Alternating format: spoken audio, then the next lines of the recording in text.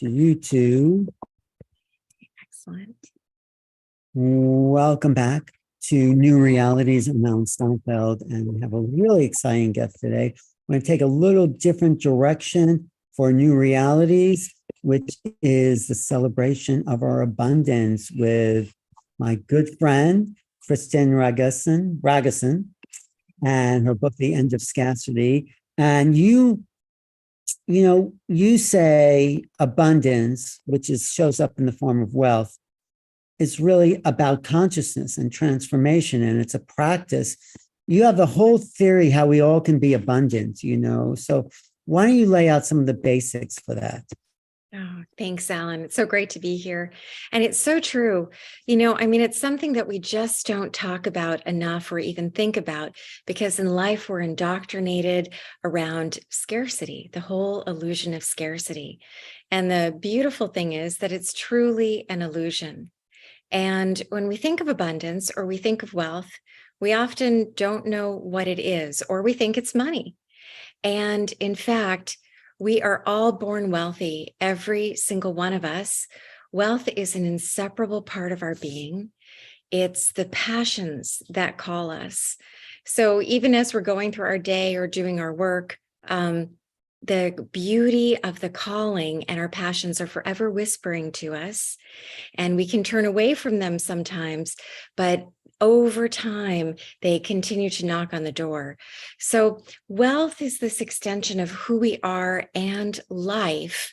It's just whether we're actually answering the call to begin with.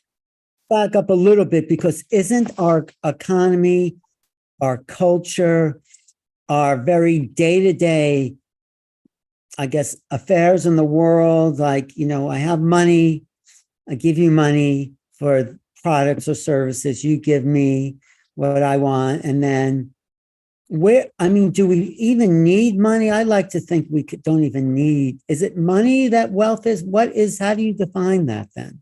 It's a really fascinating relationship. Money has actually been, has been held hostage by these wrong concepts, because money itself is just really, we created it together as a society.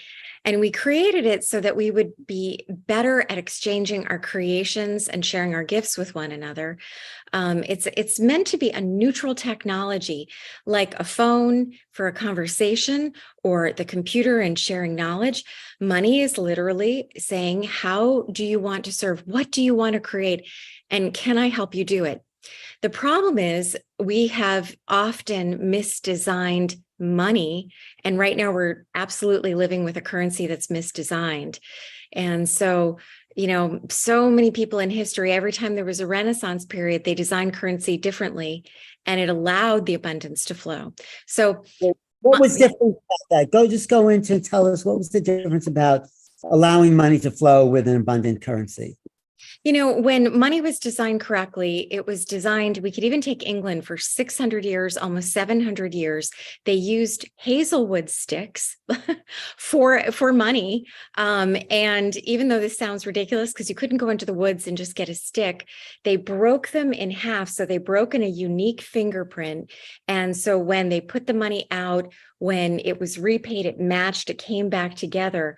But the main issue is even the Roman Empire did this correctly until the fall. They changed the money right before the Roman Empire fell. It was just supposed to be a valueless token, like an equal sign, circulating in the right quantity, equal to how productive the people were. And if the people were more productive, the governments, without creating debt, would just issue even more money, but not too much money. And so England did this so correctly with what's called the tally sticks. It's sort of a really fun history that it brought about the Magna Carta. It brought about the king started giving away powers. Parliament was created from this. And of course, the Magna Carta was the precursor for the Constitution. Right. But talk about then how we can modify and change our world and what the benefit to people will be. So the first benefit when we start to get this is information. The information in the book is what we needed in kindergarten. It is like the simple information of what is money? How is money supposed to be designed? And even our great grandparents walked around on the street. This is the stuff they talked about. It was in the consciousness. And sadly today, we just have a very unconscious relationship with money. So when we first now start to see, whoa, money is not meant to be scarce. It isn't supposed to be some gold coins that are, we have to have uber competition to get a hold of, or dollars that somehow seem scarce no matter how many of them are about. When we start to see that, oh, our productive value is supposed to produce the amount of money in society, all the yucky feelings, the shame, the guilt about money starts to resolve. And so a really simple example would be when the founding fathers got here, or the colonists, they really left England because they were all in debt and they couldn't get out of debt in England. So they came here and they had land banks and they started issuing paper script or colonial script that represented the productivity of the land banks. And so in our own circles, when we look at certain pillars of the community, it could be regional farmers, it could be a healthcare center that we really trust, they can actually start issuing alternative currency backed by a certain amount of product that they produce. And then as long as we accept it, it truly acts as the function of money, because money is just supposed to be the equal sign assisting us in the flow of our contributions with one another. Right. But how do we turn it all around in the mess that we've created? You've also said something that money is based on scarcity because, you said debt. Money is we can't have money without having debt. I mean, that's maybe a whole other subject, but let's turn it around and talk about debt, because probably everyone has debt. Yeah. We have more debt today. And we're even told that we have to have debt. Like if somebody paid off all their debt and paid for everything in cash and didn't take out credit cards, they would have the lowest credit score. They would be considered a ghost. And we hear politicians always saying what you can do for your country is go out and spend or go into debt. And there's a reason for that. Again, this is we have it really backwards because we've been missing this really basic, important information. And, today we actually are using borrowers' debt as money. So a lot of times people say, oh, the government's really irresponsible. The Fed just prints and all this kind of stuff. The money the Fed creates, we don't use. It doesn't actually become the money that you and I use in society.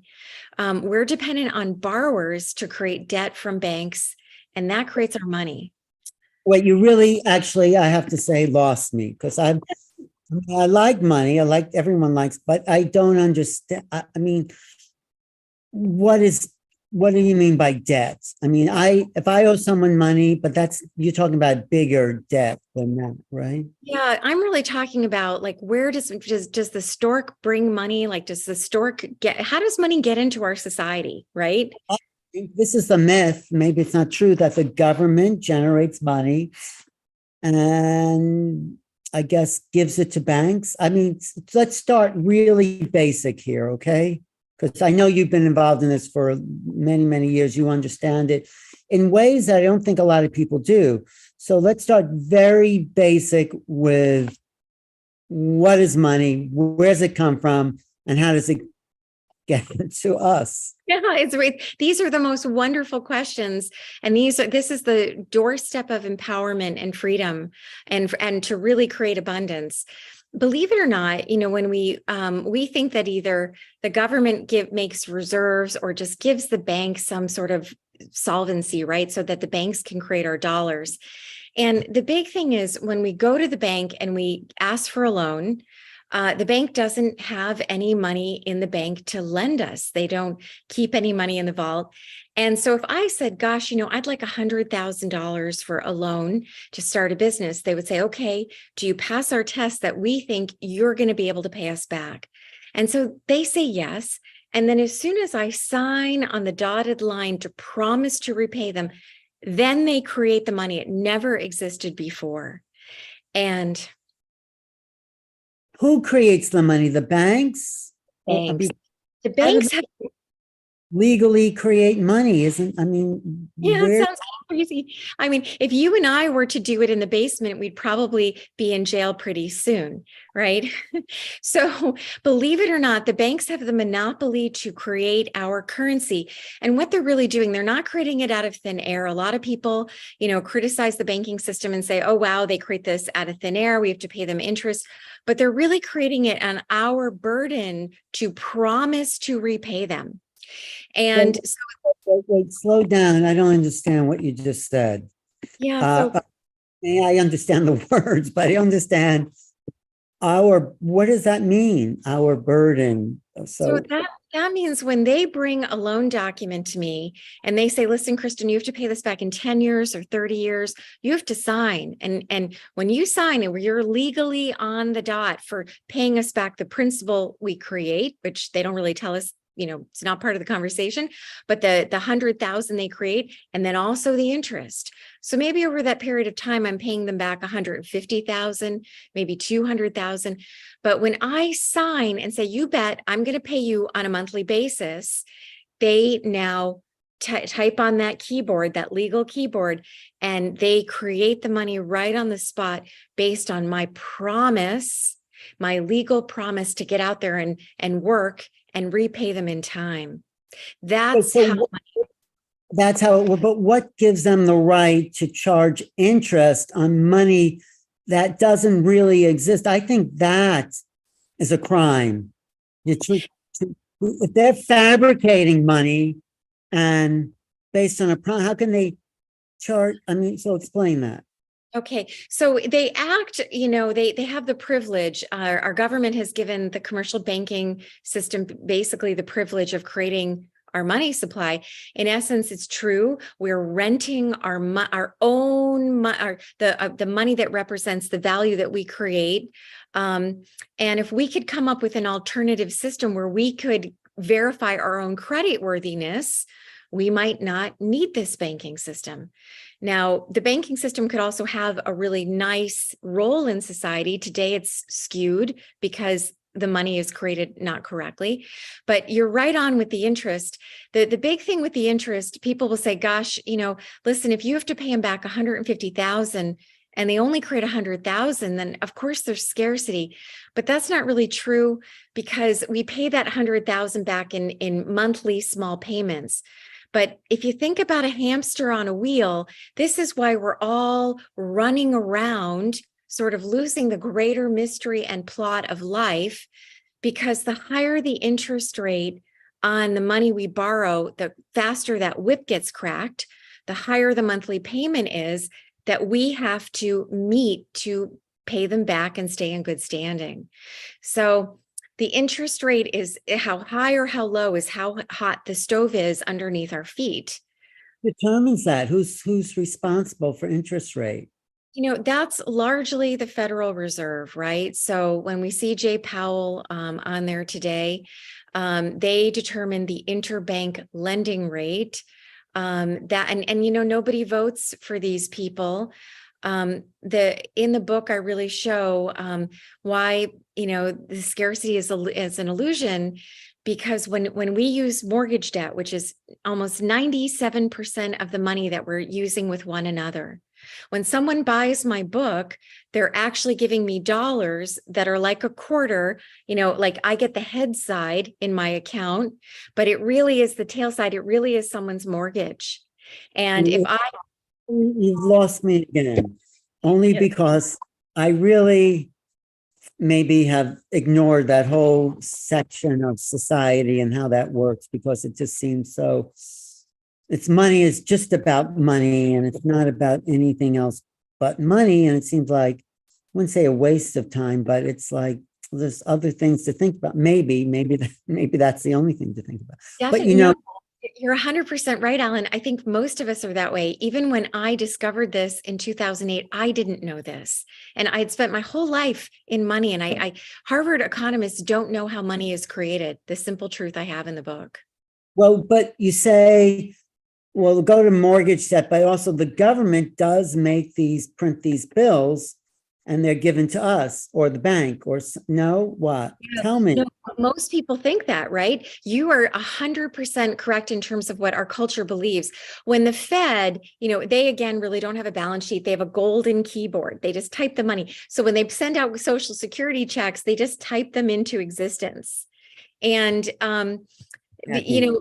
that's what the government does. And then, they're probably doing it with debt. But let's just stick with the Federal Reserve here. When the Federal Reserve, quote unquote, prints money, that is actually not the dollars we use. We would be led to believe it is, but they print those reserves into existence, and they are transferred to the big commercial banks. And then they stay, reserves and dollars are different. Most people don't know this. And in a way, we don't totally need to know that part. But it just means that the Federal Reserve is not responsible for creating our real money supply that we use. And that's a big deal. Who creates that? The people who borrow money. And so if people don't keep borrowing, we get a bust in the economy because there isn't enough money for us all to use. Wait, I one more time, I've lost the thread there.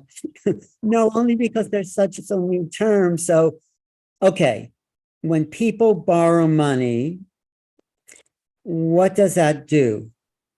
So think of this one like a double book entry. Like if there are two ledgers, I go to the bank, I say I want 100,000. They say yes. Now they give me a check, or they type into my account the 100,000, which they just created, that I'm on the hook for. I have to now meet those, have to run with the grand metronome to meet those payments. But it's double book entry. They at the same time write a minus 100,000. Right? So they create the 100,000, which I can now spend or use, but they also create a minus 100,000, which shows that I have to pay that back. And so now just take that idea, if you think about it like two ledgers, and now think about a quarter. When we see a quarter, it's got a heads and a tail side. And so when somebody pays me, or I get my paycheck and it looks like dollars and they come into my account, I'm really getting that head side of the quarter, which is the money part of the debt that someone took. Now, with that, so when I get that $100,000 to invest in some way or buy something, if I don't spend that debt money, that double book entry money, then it doesn't circulate. But so everybody who spends money, which is really their debt, now I get out there and I try to earn it. So let's say I have a debt payment due the next month and I have to pay $1,500. Let's just say it's $2,000. And 1,000 of it is going to pay down my 100,000. So now I only owe 99,000, right? We probably all get that part. And then the amount that I paid them in interest still continues to circulate in society because the bank's supposed to re-spend it, put it back out there. But the $1,000 that I paid to wipe out, to bring me down to 99, gets deleted. It doesn't recircle. So every time we pay a debt off, there's less and less money in society. Oh, it gets deleted because it was fabricated in the first place. It was made up. It was really like a yo-yo. It was really, one head side looked like money, but the tail side is really dead. And so every time we repay a debt, boom, it's deleted. The money that you paid off didn't really exist in reality because it was fabricated, but the only thing that did exist was the interest on top of the money. Is that it? Yeah, the interest continues to circle. So technically speaking, the higher the interest on something, the more money it continues to circle. But when it's captured to repay the principal on the debt, it's gone. So let's just pause here because this starts to show us where the real problem in society is coming from. We believe that if we have less debt, we're going to have more money. But if everybody paid off their debts, corporations, states, people, the government, we would have no money, zero. Can you explain that more? Yeah. So since all the money that you see, except for cash is different, and cash only is really 3% of the circulating money in the big pot that we're all swimming in. Every other bit of dollars or digits that we see is actually a debt someone owes to a commercial bank. Okay. So I have a question in the chat that says, from my friend Armando, what's the keys to ending scarcity? Is it a mindset, you know? It's both. Yeah, it's absolutely first a mindset. So number one, in understanding exactly how this works, we start to break free of the prison, which is sort of, there's a lot of guilt and shame around money. There's a lot of worry that we're not doing it well enough, or, you know, that it just doesn't concern us.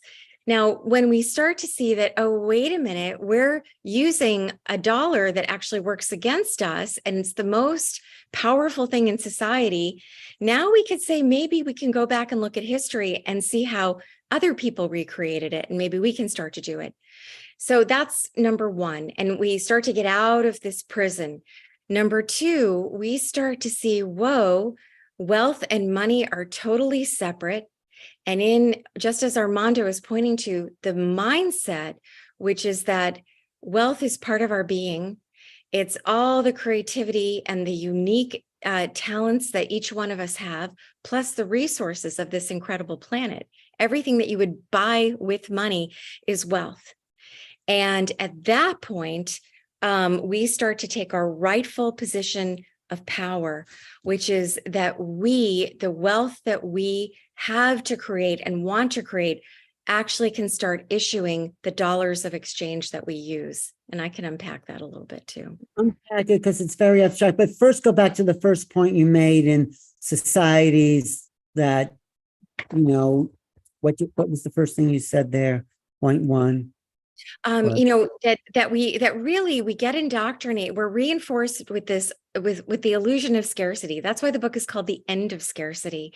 We're really surrounded by it, and fear and all the upset, the worries that we have trigger the survivor nature in humanity, which is really normal. So people get conditioned to believing that money is a scarce resource or an uncomfortable topic, when in fact, money is really held hostage to this system. It was supposed to be a neutral technology coming in and out of existence in service to humanity. And it's been turned upside down that humanity is living in service to money. Yeah. And I would even tell you the consciousness of money wants to break free. It wants humanity to turn this thing around and say, wait a minute, we've got these amazing creations, these amazing talents. What if we put that first and then learned how to properly create alternative currencies and allowing the real abundance that exists forever to flow? No, but you're talking very hypothetically. What if, I'm not saying, but give us the practical approach. What do we need to do? So the first thing, I mean, I will tell you it's happening already. There are companies who are beginning to issue their own alternative forms of currency based on the services they provide. There's some pretty big hitters in California who have started to do this. And but more importantly, let's think of our farmers. So farmers are probably the most important people in society because they grow our food. And they're the real 1%. So now if farmers wanted to issue money backed by food, I would take it, right?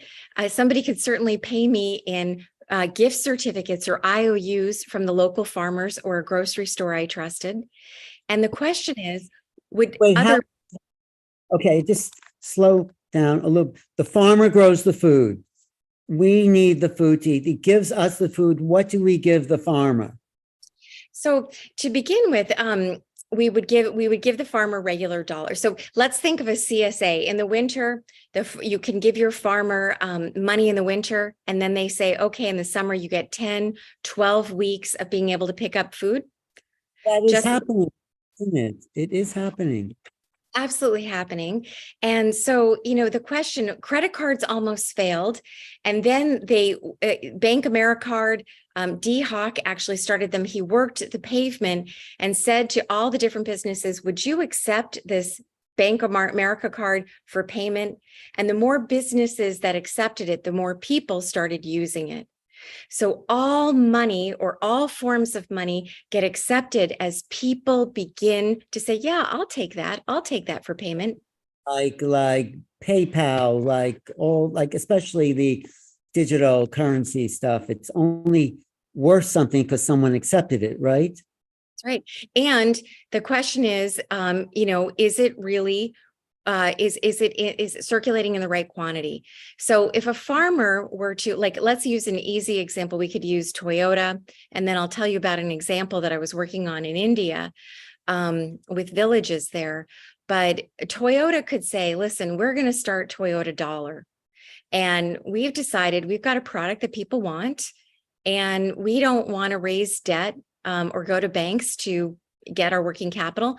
So Toyota says, hey, listen, this is what we think our product line, our supply is for 2023. And now Toyota turns around and pays their Toyota employees in Toyota dollars.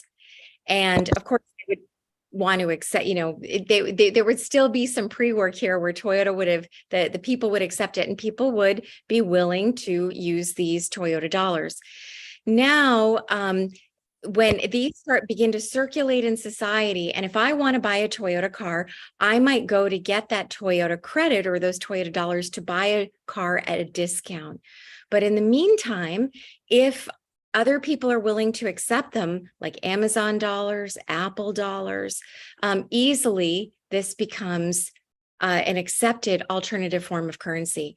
The big deal is that it comes into existence from the value that's produced. And that's what the founding fathers did. See, that's what they did in England with those tally sticks. They issued as many sticks as the people were productive. And so we start to break away from. Who was the stick issuer? At that point, it was still the king, but it was a very enlightened king who started giving away some of his powers. And, it's sort of like the people were maturing and saying, you know what, we are willing to take on responsibility for self-governance. Mm-hmm. So the big thing is that the amount of money in circulation has to be flexible. It needs to be equal the productive capacity of the people. And today we're living with the opposite. We're living with too few dollars, which are really people's, they come into existence from mortgage debt. We're living with too few dollars circulating where the real people are working. And that's why we're dealing with this incredible sense of scarcity. So tell us how to turn it around. Okay. So the first thing is truly, we have to get this education back. This book was 10 years worth of work of my life. I researched, I went around the world. It's written like an adventure story. My mom was my first reader who said, more simple, more simple. And so the book is written like 1 + 1 = 2. And so we have to break free from the trance. There's the saying which says, you may not be interested in politics, but politics is interested in you. And I will say the same thing about money, that just knowing the way money needs to be constructed and what it is, if we continue to have an unconscious relationship with it, it's going to continue to rule and take over our lives. So number one is getting educated. Well, can you just educate us now? Of course, everyone will get your book, but can you educate us now? Because it's already too late, but can we start to do something? So tell us this is the most important thing. So the second thing, these could be interchanged, but the second thing is really starting to look at ourselves. The type of work we're doing, is it aligned with ourselves? Are we living authentically with how we are serving one another?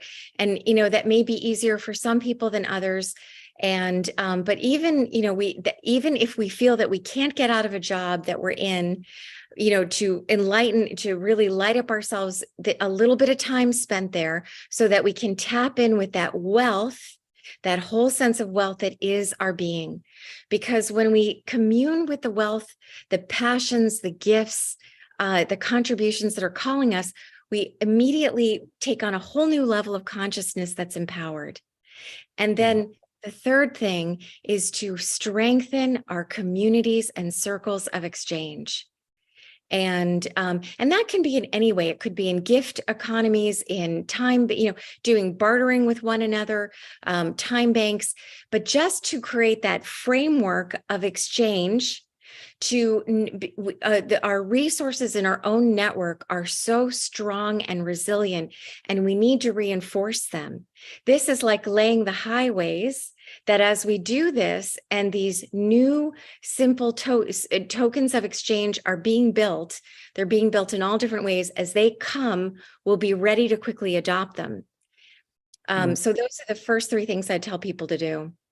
I've had a hard time absorbing all that because I think I have not had that conscious of relationship to money. When it was there, great.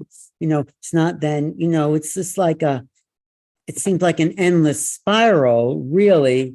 And, I am living, I think, to the best I can, what I love to do. So I am, getting compensated somewhat, but I wouldn't say I'm rich. I mean, there's a lot, there's Jeff Bezos and all those other billionaires that are. So, but if you think about it, Alan, those people, right, with the exorbitant, or extraordinary kinds of wealth stored in dollars, they all of that could go away very, very quickly. So our form of how we store our wealth has changed over and over and over for the past 5,000 years.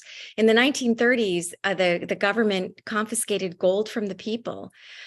So, anything really can be quote unquote taken, but what can't be taken is wealth, which you're really tapped into.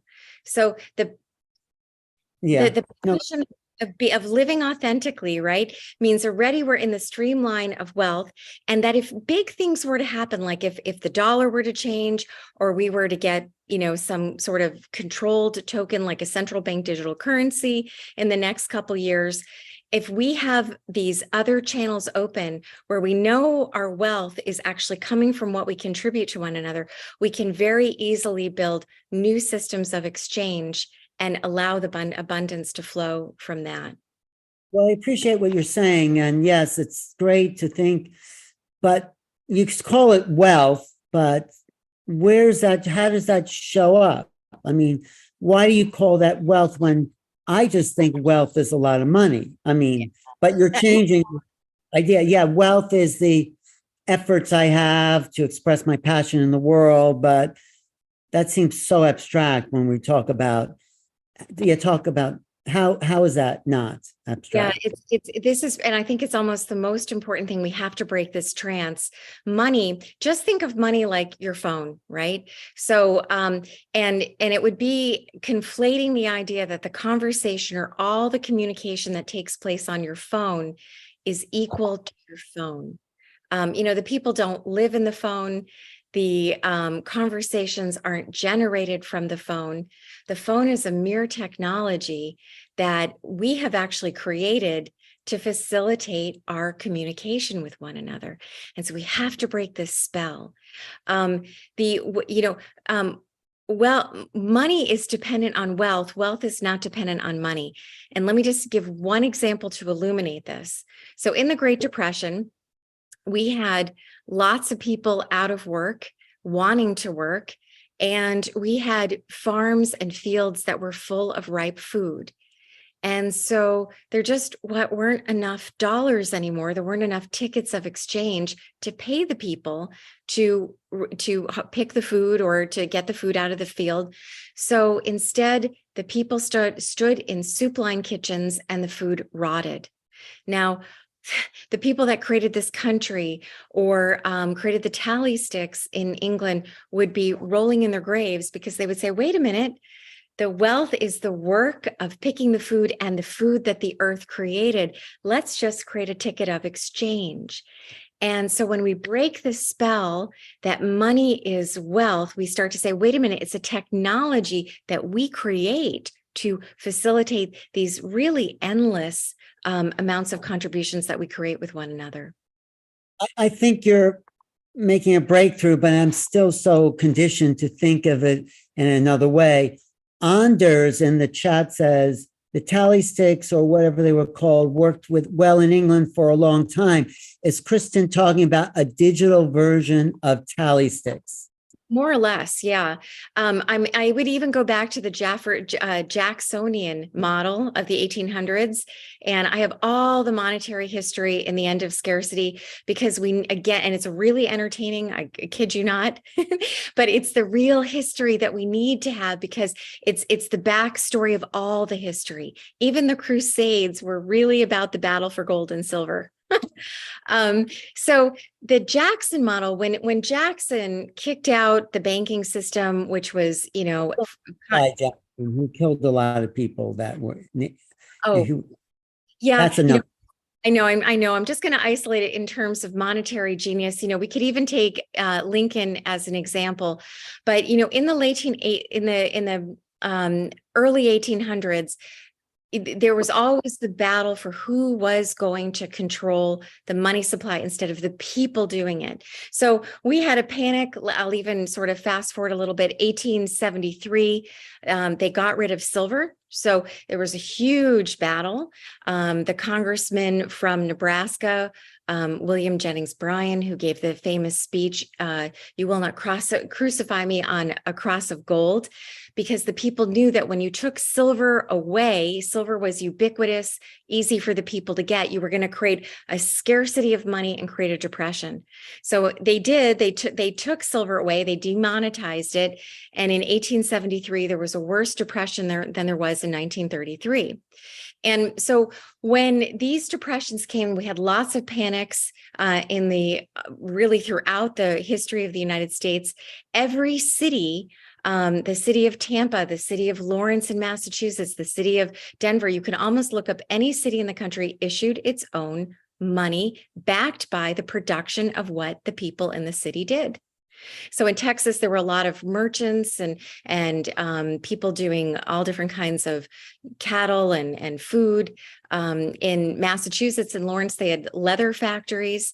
And so they issued money backed by this production, and it was supposed to be limited by the supply they could create versus how many people really had demand. Now, the problem with this is there was no technology to prove that it was legitimate. Now with blockchain, and blockchain's really boring. It's totally different than cryptocurrency. Blockchain is just an online accounting book. It says, I pass a token to you, you pass it to Susan, and she passes it to Phil, and so on. And he passes it to Sheila. And so blockchain is just an accounting book. But now, because we have this technology, we're the first people in human recorded history who can begin again to issue money properly off of the stuff we create, limited, and make it transparent and immediately exchangeable. Well, I like the idea. Of course, yes, we have a worldwide accounting system that makes all this possible, but how would we start to do that? Maybe you should be in charge of the Federal Reserve. Yeah, it's so funny. What will happen? Because a lot of people say, "What makes you think that the powers that be would let these systems happen?" and so on. And I just say we really need to bless everybody. Even the banking system. There's so many good people that work in all of these organizations, and nobody knows this detail. They're just doing their jobs. And even the banking system itself is stuck in this hierarchical hamster wheel, And so when we begin to open this consciousness and say, whoa, wait a minute, the money power, at which E.C. Regal, who's a kind of a monetary reform giant, he tried to stop World War II by saying the money power is in you. And when you start to realize this, we don't even look to anyone else. Then we get to really sort of bless the Federal Reserve and say, hey, you created a certain level of stability for us. We appreciate it. And, we've begun to outgrow the system. And it sort of becomes like a phone booth versus the cell phone. It'll be quaint and sort of irrelevant. And we'll have all of these circles up and running by ourselves. No, but it's still a little abstract. So let's say you were picked to do something to value people for their service or their creativity or their productivity. How would we reorganize the whole society to actually start to function that way? So it wouldn't even look that terribly different from what happens today.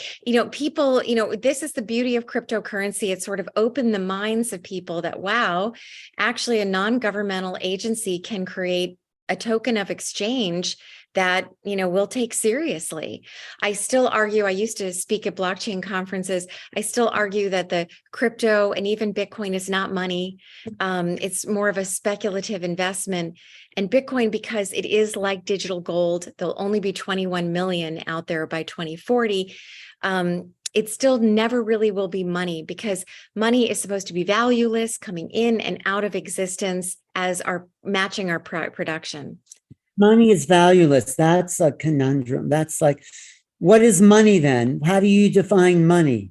So in the equation, if you looked at an equation like 3 + 4 = 7, where would money be in that equation? Nobody knows when I ask this question.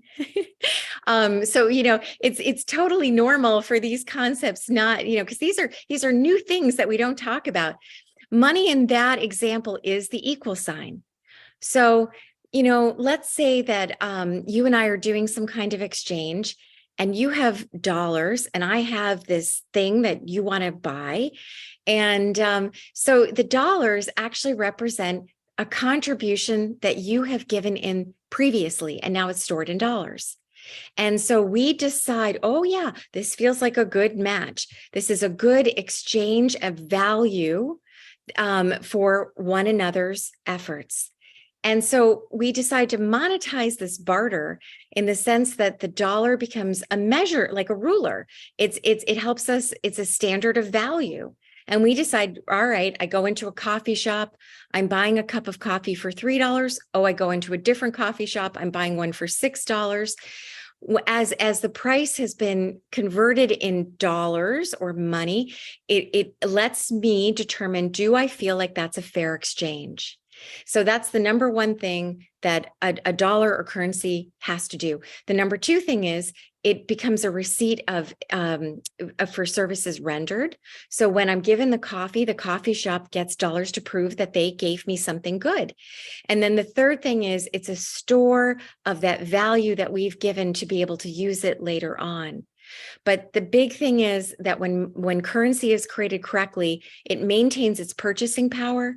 And you can see from a postage stamp that the dollar certainly has lost almost all of its value in the past 100 years. So it's like having a cup with a hole in it. It's not maintaining its purchasing power. And it still does purchase things. I mean, yes, it still purchased maybe more dollars, but I think it still has purchasing power because yeah.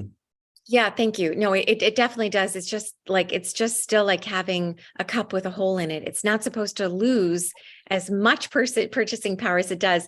And, if our dollars came into existence and represented value like food, and especially during this inflation that we're seeing, those dollars would be worth more today because they would be still worth a certain amount of food. And so this is why money was supposed to always represent a credit or the production, that the promise to deliver goods and services. It was not supposed to represent debt, that especially consumer debt. Can we make it more simple? Barter.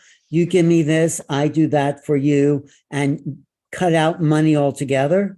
Yeah, we can. And in fact, I actually think it's a really good thing to do is to engage in barter circles, to engage in gift economies, because it's like creating grooves of new thinking in our brain, like the neuroplasticity of the brain.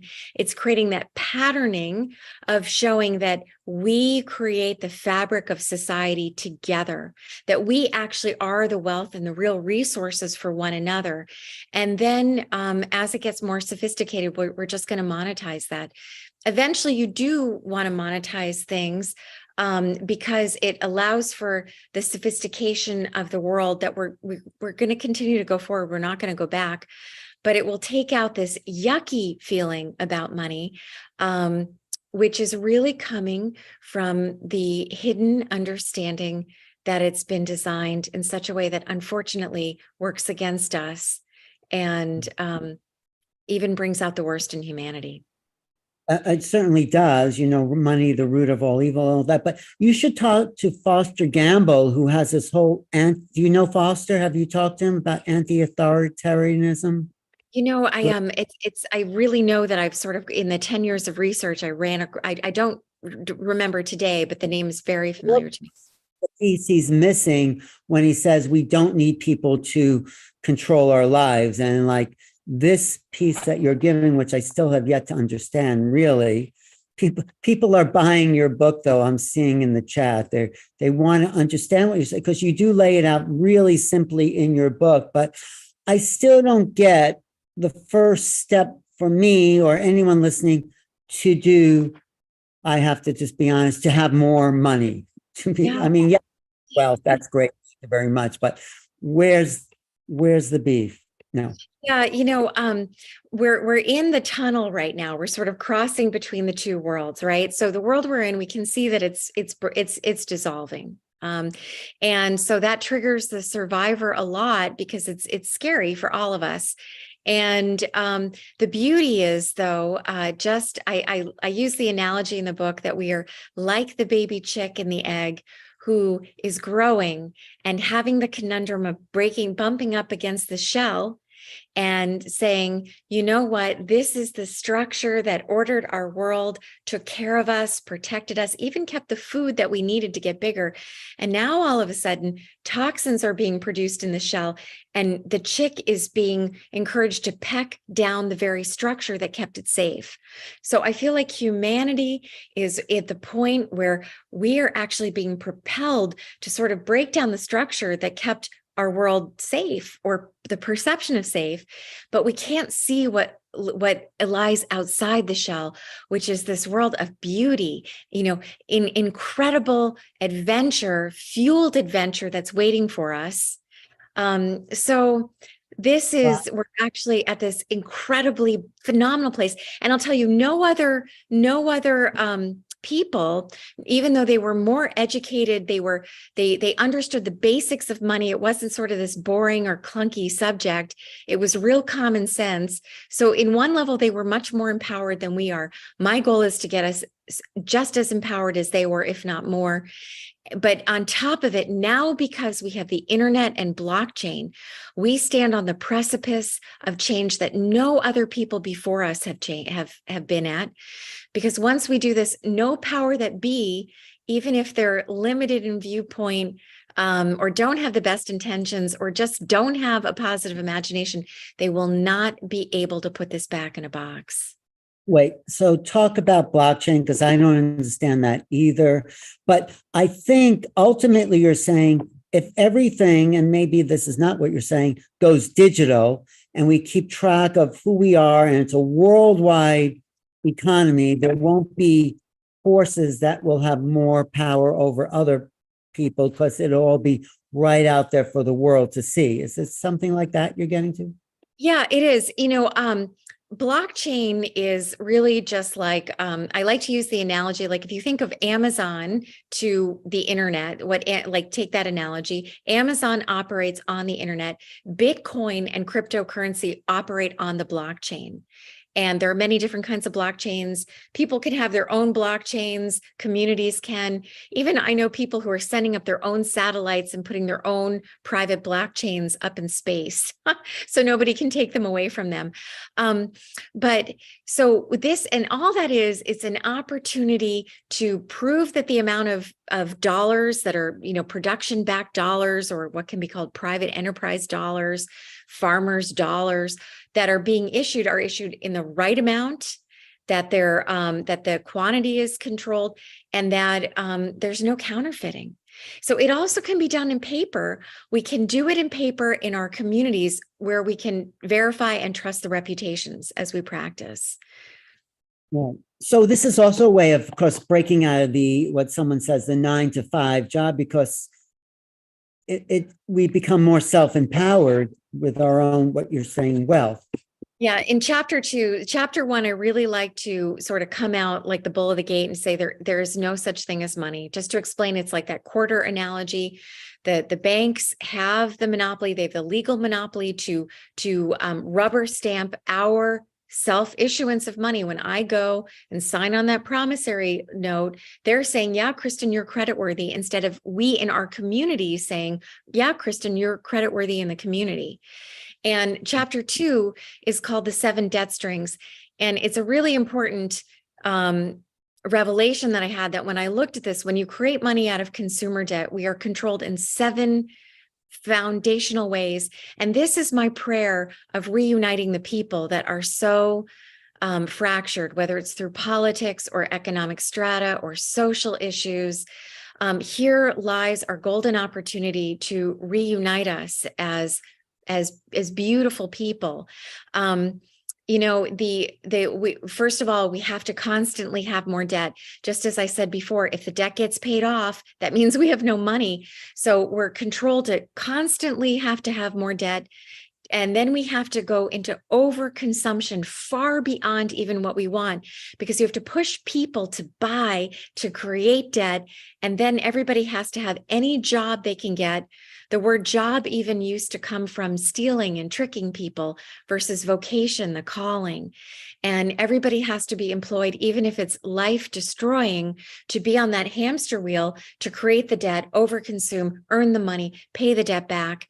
And, then we have to get into always having growth being the holy grail, this unconscious concept of growth, which again flies in the face of the divine nature of who we are and the adventure and the beauty of life. And then we also have to have speculation. So businesses and people who engage in really non-healthy investments sort of run up that food chain and become the elites in society very quickly, because they create big gobs of debt. And then, of course, this is what really is the real reason behind war in the structural part of society, because human can't run fast enough on the hamster wheel to create enough debt to keep the system running. And so governments always go to the war machine when we need to create another boom of debt. And then the last way that we're controlled is that the Constitution will get pushed aside, capitalism gets contorted, and a small polity of people have to have more power than everybody else. And that really is like the Federal Reserve and these other institutions, because without them, a money as debt system would constantly implode. Now, this is why I say everybody is stuck in this. It's so easy to get off this, puppet master thing, just as we say, wait a minute, we can redesign money in our communities, and we were supposed to, because we're the ones who create the wealth. And I think it all sounds great sort of on paper, but I think as we decentralize as well, like people are leaving the cities and forming more communities, and is government necessary? Because government seems like the way just to collect money in some ways. The rule of law is necessary. So when you issue a production-backed dollar, which is a promise to deliver something specific within a period of time. So we have to have the rule of law in that we need to know that that Toyota's going to issue its car, the farmer's going to issue its food. So you still need a legal system. Now, could that be arborated or help the proper way to say that in our communities? Yeah, it could be. But you still wouldn't have anarchy. You'd have true self-responsibility. Reputation would matter. So just like crowdfunding, the people issuing their own promise to deliver, it's going to really matter if they're able to, and then there would be all this competition of other issuers. Well, eBay's doing that with, like, you're looking up the buyer and you're saying, oh, are they reliable? So that is sort of happening in some ways, in small ways, but we could do it digitally worldwide with everyone registering as a world citizen or something like that. I mean, how would you map it out? Yeah, I mean, I think still it begins in communities and in regions. It's amazing actually how much this is. I've had to re-edit this book, since 2017, 5 times because everything is coming true. I started this book in 2007 before the Bitcoin white paper came out. And I ran into Bitcoin while researching it and said, wow, really cool idea, but not money, because money itself cannot be scarce. That's a store of value. So we're going to start in communities ideally. I do think you're going to see Amazon and Apple and Twitter, and people have said to me, I showed this to Hazel Henderson, who did ethical markets a few years ago before she passed away. And she loved the idea. And she said, oh, but you can't talk about Amazon doing it. You can't allow these big corporations. And I really disagreed, because they become a Trojan horse for good.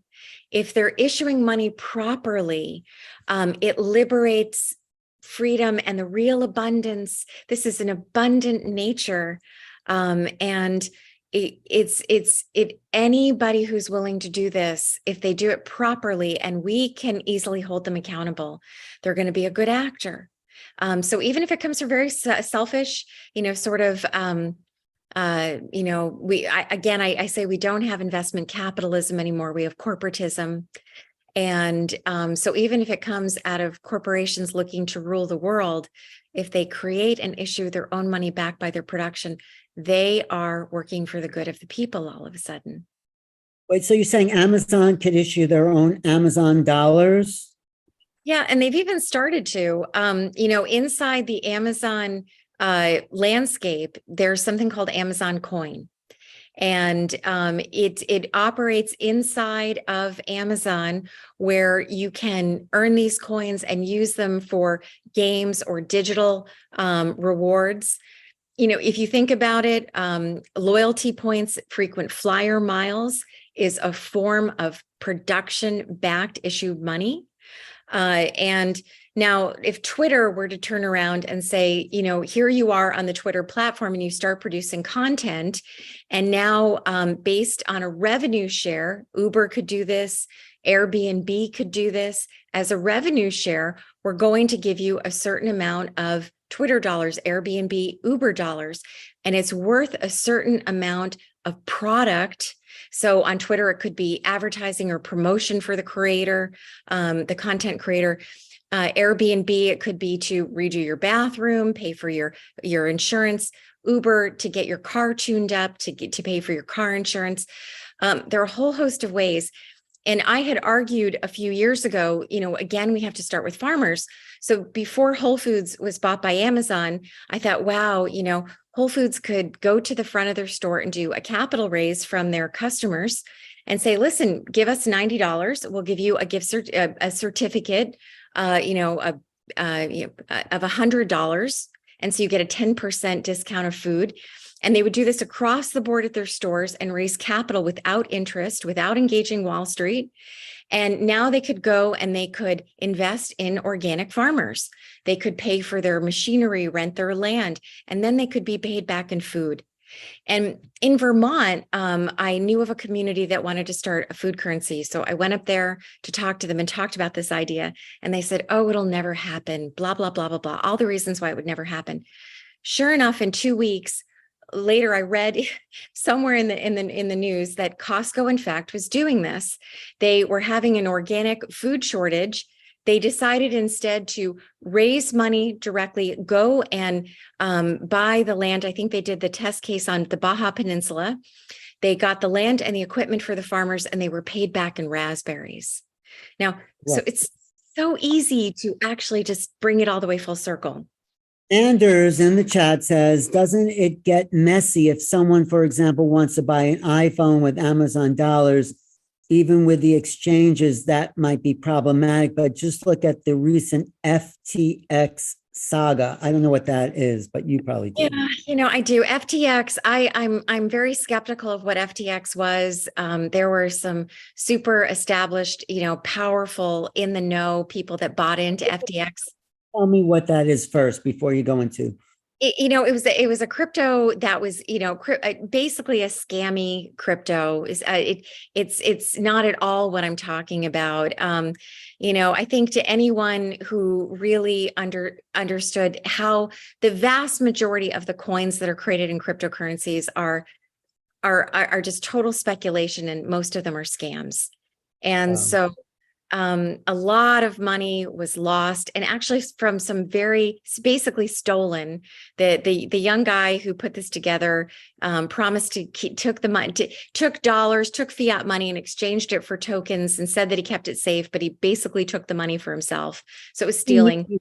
Scamming from the beginning. It wasn't like a thing failed. If he just set out to scam people, and that's what happened, as opposed to real, sincere people that want to start a kind of way of exchange.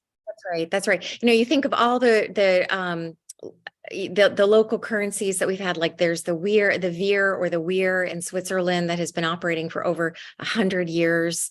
The Ithaca dollars, the Berkshires, there's so many examples. I did a certificate of study out of the University of Cumbria in London, all about alternative currencies one year. So you look at the FTX thing, I think, there's a lot of propaganda out there, because when you start talking about changing money, it is the most powerful thing in society. So we're going to get different narratives in order to shape the core of people's belief systems around it. So I think that was a distraction.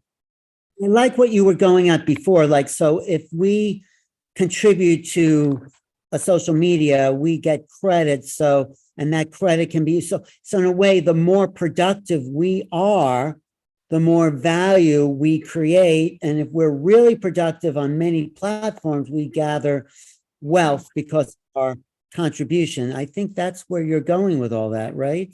Absolutely. And then it just has to be, you have to be able to exchange one into the other. So you think about Europe before the euro came, and you had Deutschmarks and Lira and francs. And I mean, all of this stuff, the Europeans didn't worry about exchanging one into the other. And so today with technology, our wallets will just exchange one for the other. And the wallet will be set on reject. So if somebody comes to me and wants to pay me in Monsanto credits, my wallet may be like, hey, listen, not for me. I only take local farmer credits. And so we will vote, we will really know who we're funding.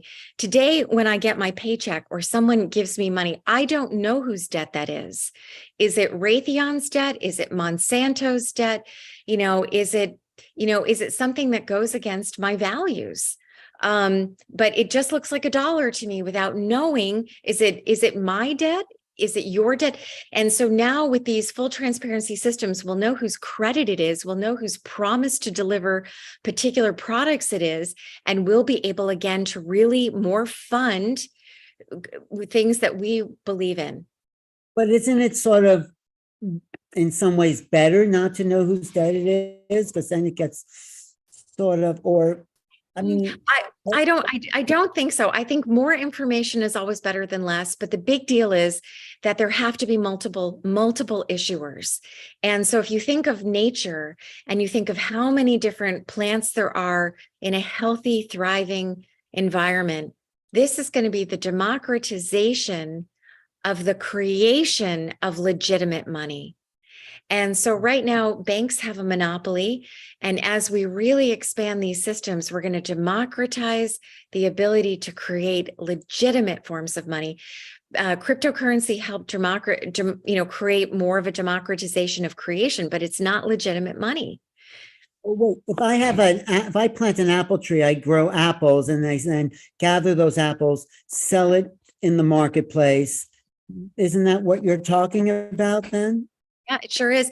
And, so even there are two sort of great examples, but even in ancient villages, so let's say that you had the medieval village and they were using silver pennies, and all of a sudden there was scarcity of silver pennies and people still wanted to do more business with each other, but they couldn't. So there was Anton the baker, who had a great reputation and everybody wanted his bread.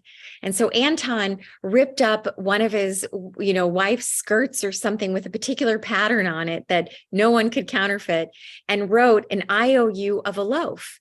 And then he went around his business in the medieval village and was able to continue to buy the stuff he needed by promising to pay for a promise of giving someone a loaf, right? And so that was sort of monetizing barter. And then other people in the village started doing it. But because of the reputation, they couldn't issue more than they could supply and more than was the legitimate demand.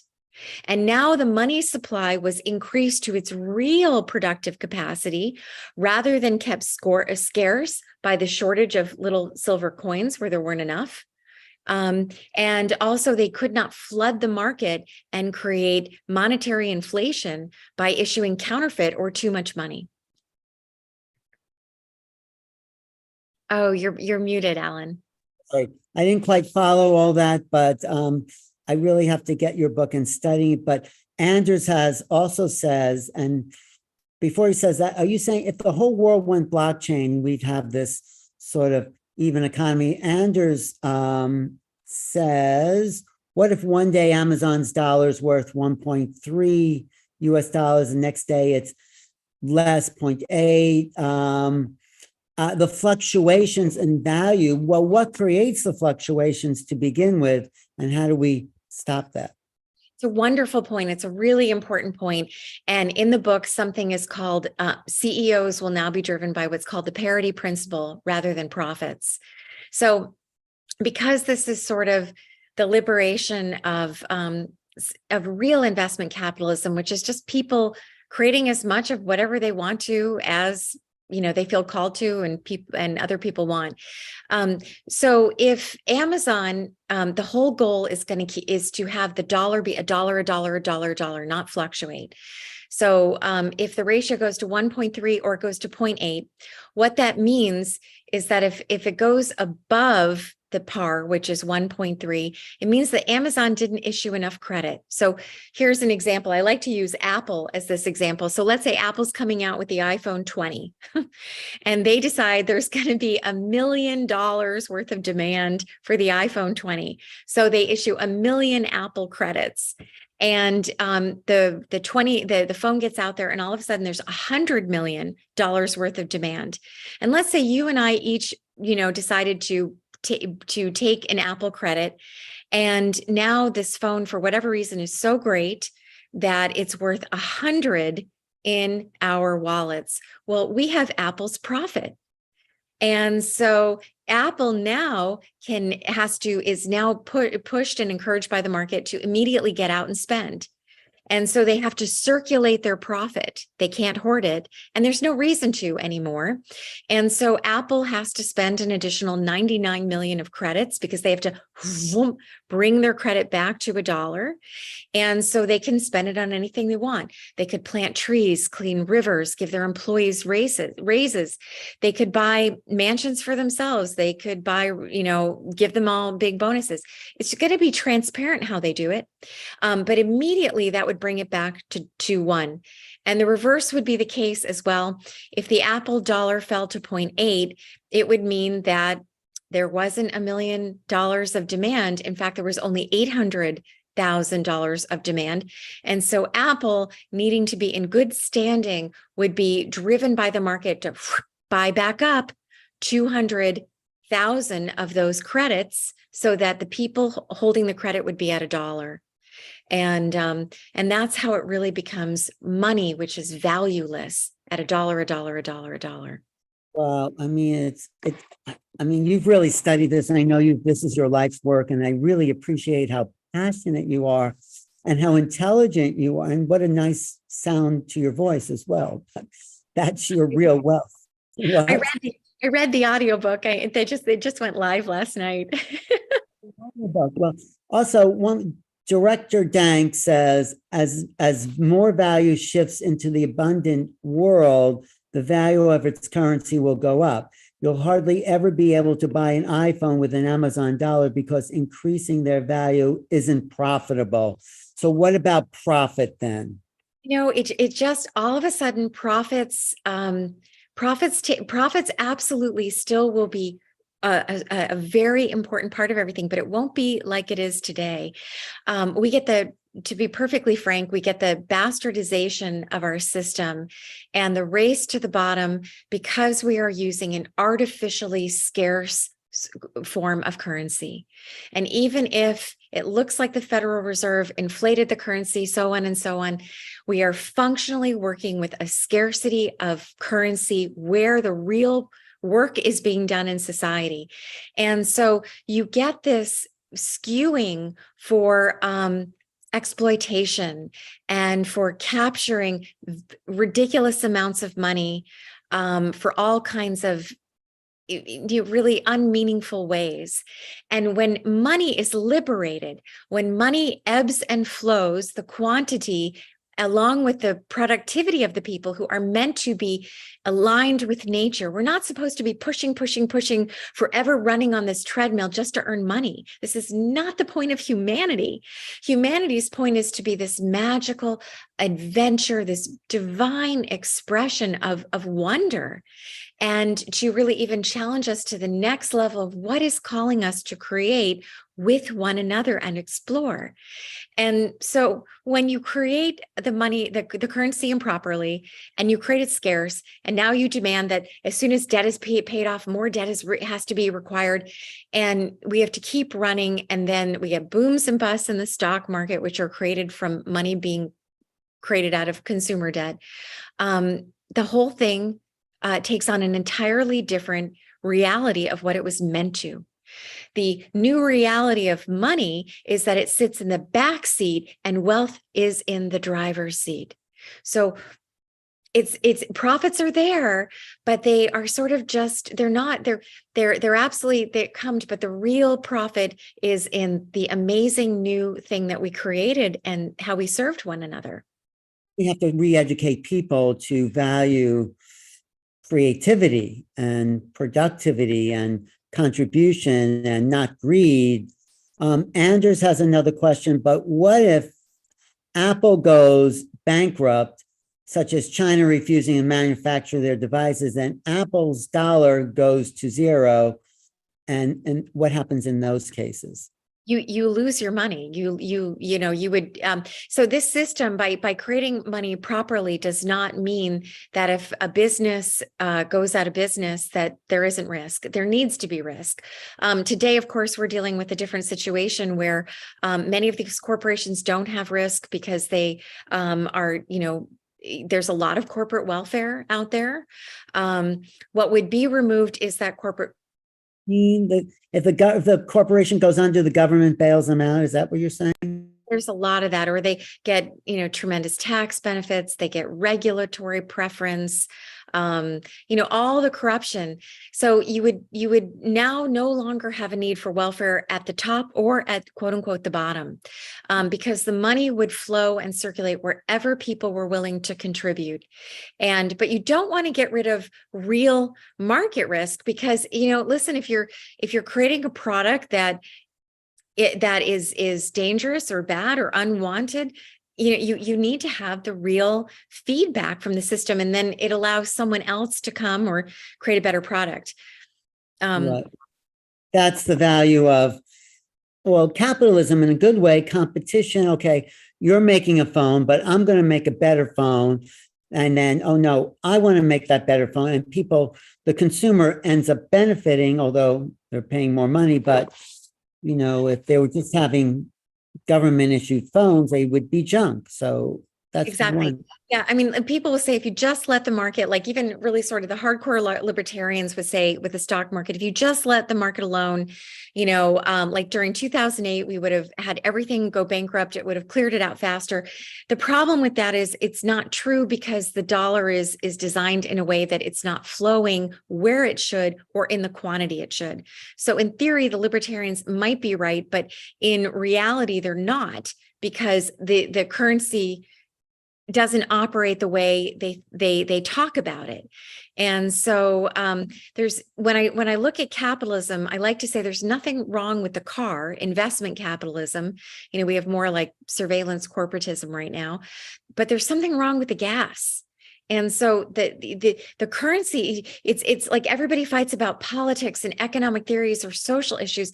The real problem is waiting for us in the dark to find, which is that the money is designed in the wrong way. And Right. So but just one more thing before we go into like you running the world. No, not you, but the value you putting in there. And if people, even living on the street, let's say, decided to like pick up the garbage and clean the neighborhood, they would start to gain value for their service, which would give them more wealth because in a way, everybody wants to contribute. I mean, probably they. and in fact, it might be really easy for them to self-issue if, in fact, we had the we would just have to really have the productivity there and people keeping up with the service. But because many people would want to help, would want to be part of that. I think we have a lot of helplessness or hopelessness in the world because we don't really know how to change. We talk a lot about the problems, but who's talking about the solutions?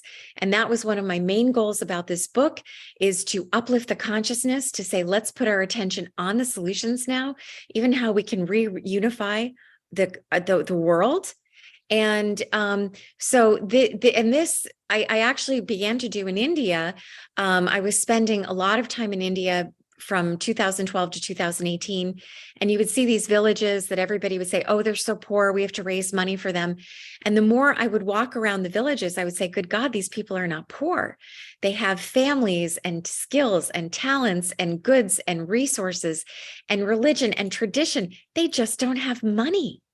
What if we help them self-issue their own token backed by, and so we started in 2018, we started demoing a system where they were issuing a token of exchange off of the amount of jugs of reverse osmosis water that were sold in the community to help increase the money supply, because many of the women wanted to work as seamstresses and there just wasn't enough money to hire them. There was the demand for their product and there was the supply of what they wanted to create, but there wasn't the token of exchange. There weren't enough rupees.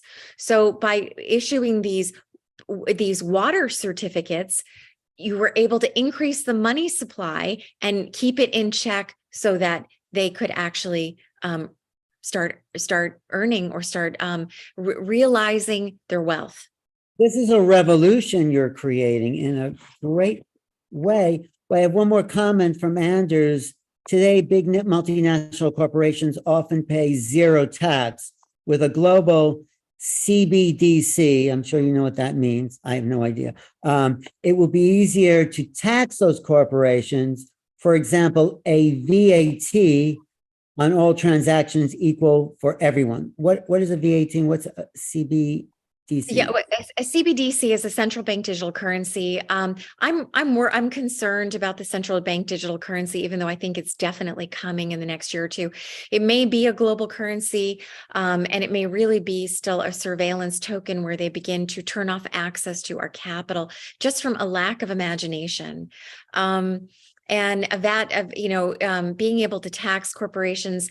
Likewise, there'll be not only will whoever the changing power be able to turn off our own access to our money, they'll be able to debit all types of violations and taxes into our own accounts. So it's all to be seen what happens. The White House put a paper out on September 29th about the need for this. New York State is in their pilot program with the big banks. I think it's perfectly fine if it comes, as long as there are alternative avenues, because we don't want to be fighting against anything. It's the wrong energy. It's not the energy of the truth of who we are and the spirit of abundance. And I'll give you one. Well, there are two more things I want to say. There's when you really get into the book, you start to find out that federal taxes are actually not necessary. A federal government that issues its own currency does not run off of the revenue of of revenue, because it just issues the currency. But a state absolutely is dependent, like New York State, Massachusetts, Illinois, California are absolutely dependent on the revenue sources. So when we start to clear up some of the confusion on taxes, that's going to be really important. And, I'll tell you, American Express during the Great Recession of 2008, 2009, started doing this to some degree, in the sense that there were a lot of people out of work, and they said to people, if you want to go and volunteer at a particular organization, Habitat for Humanity, whatever it was you choose, you would go and volunteer a certain amount of hours, have them sign the form, go and report and give the form to American Express, and American Express issued points in people's accounts for the labor they contributed. And that already was showing the system starting to form. Sadly, they canceled the program, but we're so close in so many ways. So close, yet so far, because there's so many people that still are greedy, multinational, controlling money.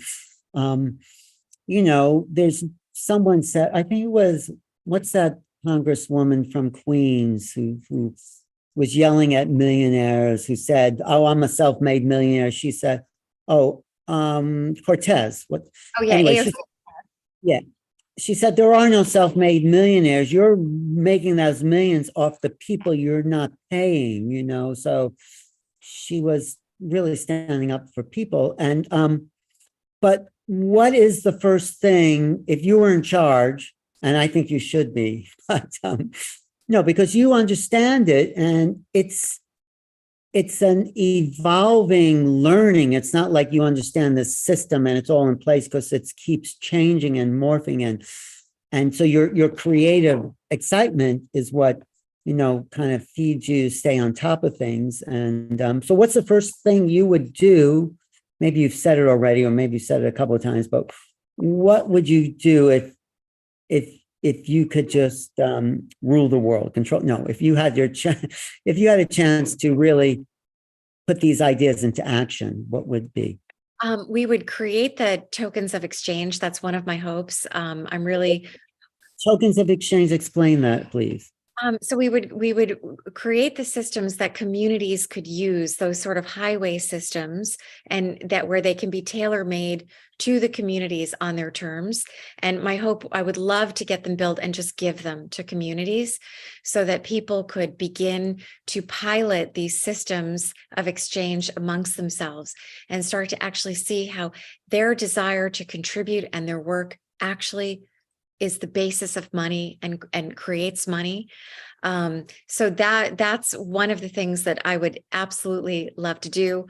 But it is amazing. I've sort of careened in the past 10 years, too late, too early, too late, too early, because sort of this consciousness, I couldn't believe when I saw all of this.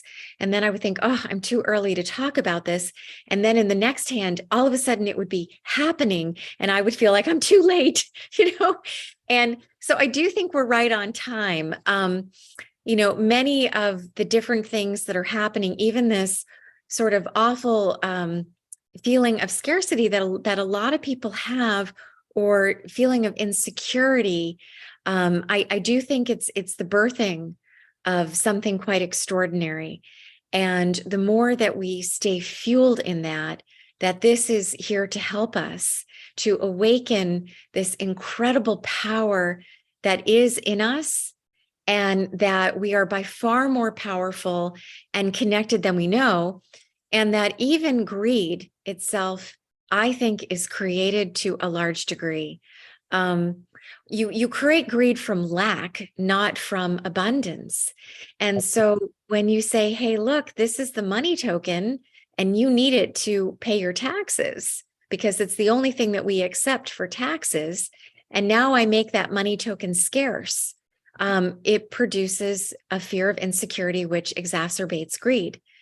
I have some really wonderful examples in the book, but we are wired for altruism, scientifically speaking.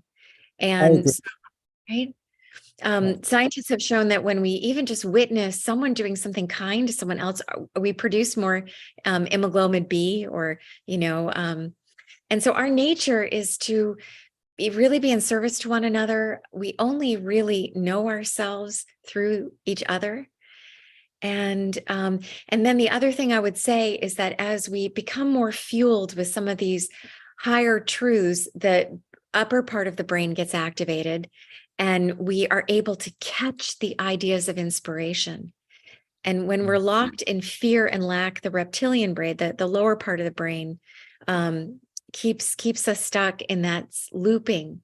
So we just need to break out of it and help each other. And the world is really here for us.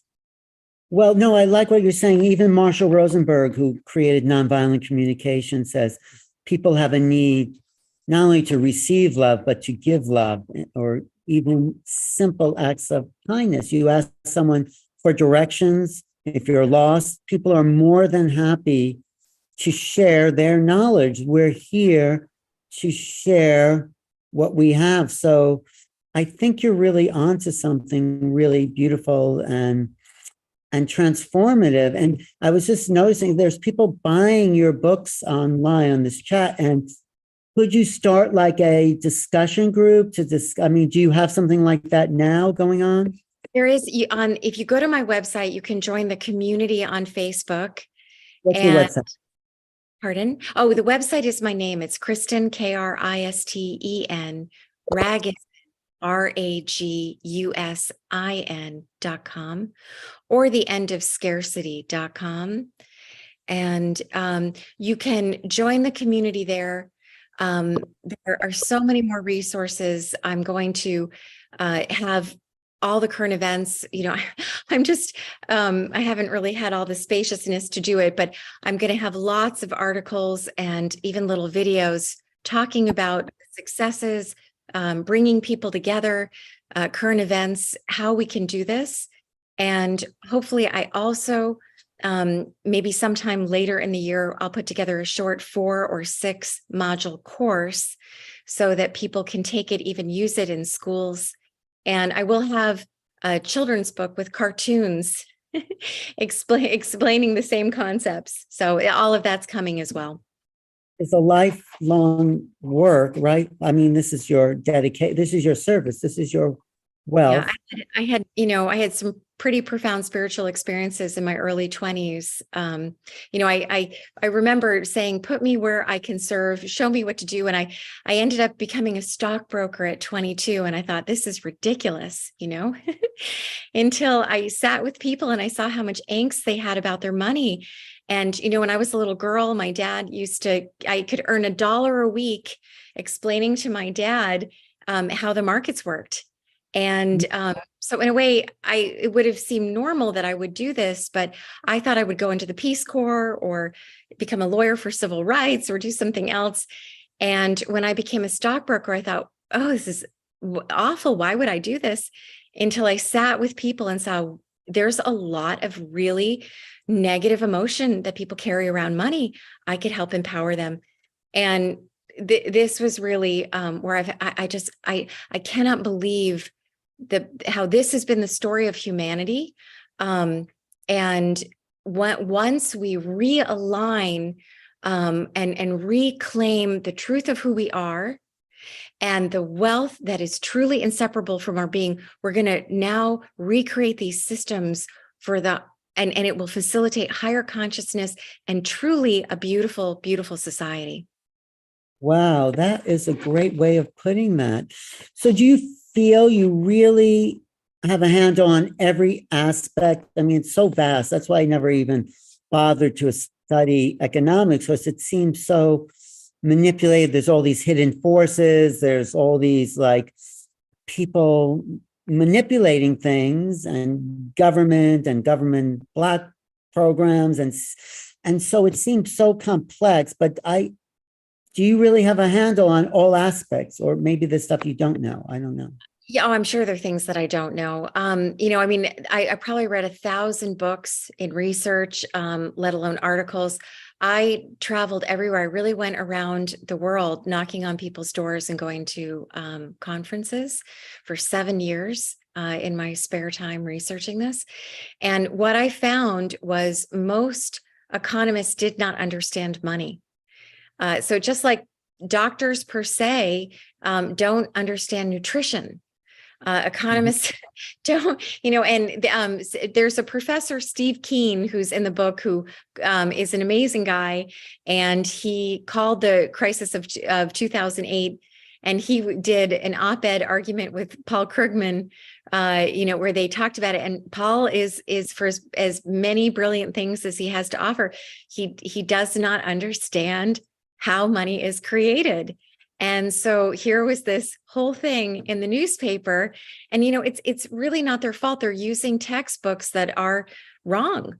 Even the game of Monopoly originally was the landlord's game, and there were two ways to play it. One was Monopoly, and one was prosperity. And somehow prosperity disappeared into history. Even though you can now get it again. So a lot of this, sort of training around money being scarce, which I have to say is the biggest untruth, but it's not the opposite. It shouldn't be unlimited. It needs to be just in check with the changing productivity of the people, is the number one. It's almost the first thing in an economics textbook, and it's wrong. Is it possible for everyone to have wealth and live abundantly? Yeah, 100%, 100%. If somebody is, willing to tune into, again, I really believe each and every person is called. Tune into their unique gifts, and we want. I mean, my goodness, when people are either unable or don't give of their gifts, we all are at that negative for that person. And so if when someone tunes in, now the universe is going to get behind us, because what we wants us, what's calling us is also being called from us, and if they're able to do that with these types of issuance of money, absolutely. And the people who are physically limited, I'm sure there are other different ways, but there will be all different other kinds of safety nets that would just be much more honest. We could decide what we would want the government to provide, or what we would want society to provide. Wait, one last comment from Anders. He says there's a risk of spiritual bypassing in the alternative community, where the issues about money are swept under the rug and are still there, even in very spiritual people. Yes, people think there can be spiritual and don't need money, but do we all need money? Is that? Yeah, we do. See, money actually is quite spiritual. Like in the early 1990s, I would go to the Institute of Noetic Sciences, and I think I even gave a talk once that I have on a cassette tape. And people would say to me, "Wow, like how can you live in such a contradictory, you have spiritual interests and beliefs, and yet you work in money?" And I would think to myself, why is that separate? In fact, it's so entwined. And I had even had a profound experience in the Sahara Desert, where I dreamt of some rocks, and then the next day I found them while I was walking through the desert, the same rocks. And when they came together, they made a perfect circle. And I just could even see that these new money systems would embody that the material and spiritual are one, because of course they're creating one another in this beautiful dance. Well, this is such a great conversation. I actually learned more about money than all the years of putting money in the bank or whatever people do with it. But yeah, this is an education and it's a course of study and it's a shift of our culture, especially because you're coming from such a spiritual perspective. Right. That's right. I was at first I was heartbroken when I learned this, and that's what really gave me the determination to find the solution. And there was no way that I was going to write a book about a problem or something to make people feel worse without a legitimate solution. And this has just been tested. There are great thinkers. I include short excerpts from these people, these visionaries, and even a talk from Marianne Williamson that she did a while ago at the Department of Peace, and Deepak Chopra, because it really applies. And this is what's calling us. We are now ready to take responsibility for ourselves with the blueprint. The path is beginning to be illuminated. So it's going to be a wonderful thing, not a boring or clunky or heavy thing. It's going to be a light and playful and adventurous thing. And it gives everyone a chance to contribute. That's what I really like. Everyone to tap into what they're really incarnated to do here on the planet, what their joy is. And it could create a renaissance of creativity, of invention, discovery. It absolutely, it'll 100%, and it will create a renaissance on steroids, because all the technology that has been, hidden for one reason or the other can readily come to the forefront, and on top of it, people who are really making an impact on other people can more easily be compensated. So again, we're dealing with a skew in the economy where insurance and real estate and finance. There's another brilliant thinker, Dr. Michael Hudson, who writes about the fire, finance, insurance, real estate, that these sectors of society sort of get the privilege of being where the money gets created, and they can gather more of the wealth of society. And it's not that these people still won't be able, bring services and be paid, but they won't be ahead of other people really contributing. It's going to be an egalitarian society with opportunity that, it's really self-creating and self-sustaining.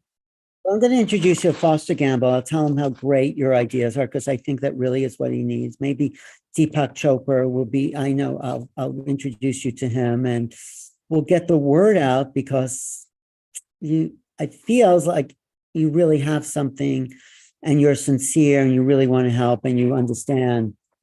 The whole goal. The whole goal is to shift the consciousness, and then to hopefully be able to create these prototypes for people to readily use, even though they can do it themselves. One thing I'll say about Deepak Chopra, when he talked about the butterfly, what I thought was so beautiful, he said the genetics in the caterpillar, I guess, that were as it was becoming this whole new, entirely new creature, the butterfly, the DNA that creates the wings. The same DNA is in our heart, is in the human heart. And how miraculous, and so once the higher function of the brain and this inspiration of these ideas gets activated, this higher DNA will activate to help us fly, in this beauty of what we were meant to be.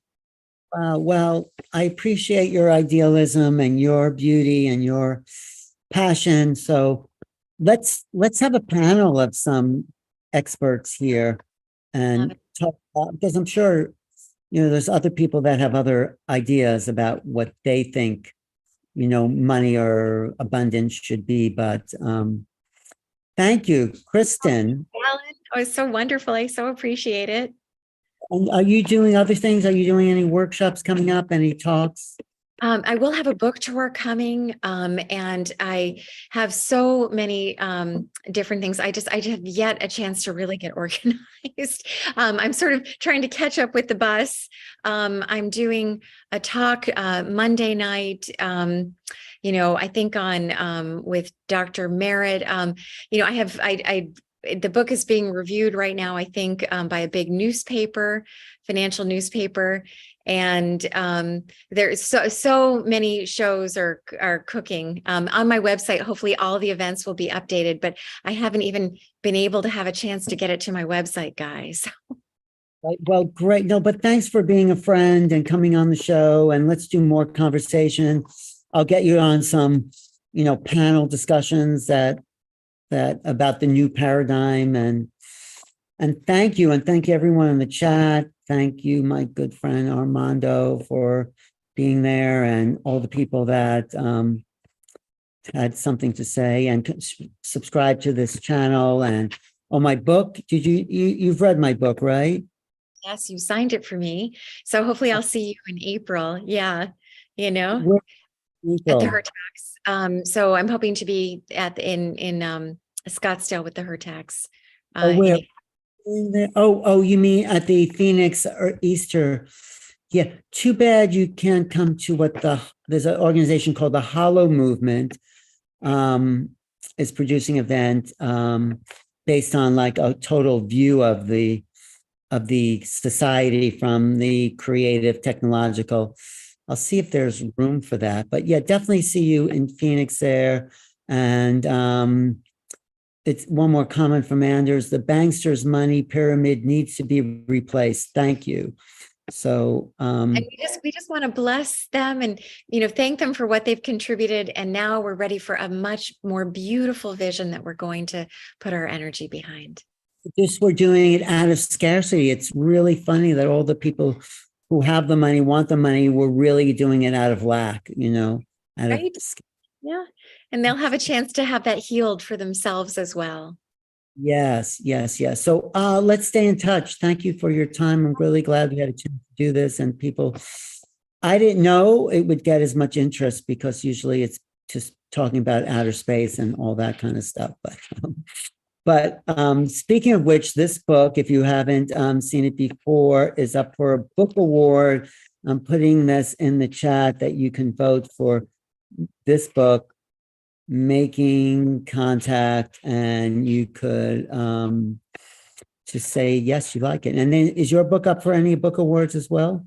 No, not yet. So it did go #1 in money on Amazon, but it's available everywhere. So, I think you should sit down with Catherine Austin Fitz, who seems to be like the alternative authority on this thing. So absolutely. I think this aligns a lot with what she's suggesting. So I've had a couple people send her the book. I have to find some time in the next couple of weeks to contact her. So because I don't think she knows what you know. I mean, she kind of makes statements out of a sort of reactionary sort of day-to-day news, at least the little I've heard from her. I think you have a bigger overview that I think she'd be open to. I mean, I don't know her. I've heard her speak once, but yeah, I've fully geeked out on this. You can imagine all the people that were in my life, they were subjected to this, just because I was so excited. I couldn't believe what this meant for us, and that we have this incredible opportunity. But it's meant to be now, with all the other beautiful opportunities that are opening up for us. Well, thank you, everyone tuning in. Thank you, Kristen. Let's stay in touch, chat, and we'll do everything we can do. Right? Look forward to it.